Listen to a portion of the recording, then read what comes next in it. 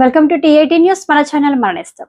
జిల్లాలోని స్వశక్తి మహిళా సంఘంలో ఉన్న మహిళలందరికీ హెల్త్ ప్రొఫైల్ తయారు చేసే దిశగా కార్యాచరణ అమలు చేస్తున్నామని జిల్లా కలెక్టర్ కోయశ్రీహర్ష తెలిపారు.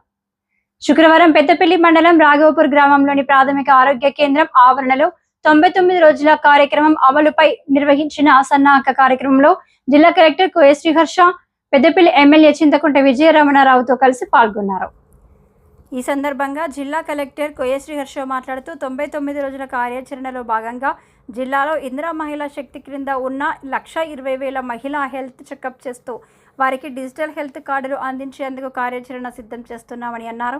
మార్చి 6 నుంచి మార్చి 15 వరకు గ్రామంలో పారిశుద్ధ్యం నిర్వహణ ప్రత్యేక కార్యాచరణ అమలు చేస్తున్నామని, ప్రభుత్వ కార్యాలయాలు చాలా రోజులుగా పెండింగ్లో ఉన్న ఫైల్స్ చేసేందుకు కూడా చర్యలు చేపట్టామని అన్నారు. ప్రజలు భాగస్వామ్యం అయితే 99 రోజుల కార్యక్రమం విజయవంతమవుతుందని, మన కార్యక్రమంగా భావించి ప్రజలు పెద్ద ఎత్తున పాల్గొనాలని కలెక్టర్ పిలుపునిచ్చారు.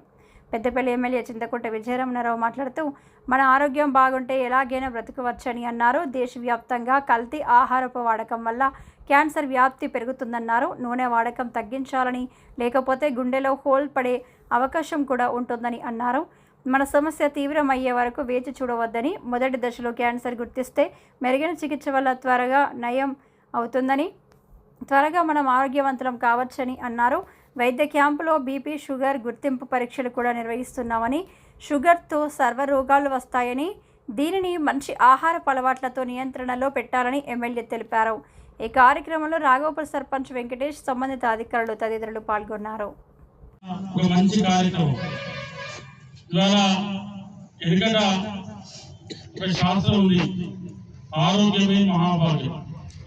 అంటే ఆరోగ్యం బాగుంటే తర్వాత మనం ఏ పనైనా చేసుకోవచ్చు, ఏదైనా పని చేసుకొని బతకడానికి అవకాశం ఉంటుంది. మన ఆరోగ్యం బాగుండాలి, ప్రజలందరూ కూడా మంచి ఆరోగ్యవంతంగా సుభిక్షంగా ఉండాలని చెప్పి మన రాష్ట్ర ముఖ్యమంత్రి రేవంత్ రెడ్డి గారి నాయకత్వంలో ఇవాళ ఈ 100 రోజుల ప్రణాళిక కార్యక్రమానికి శ్రీకారం చుట్టడం జరిగింది.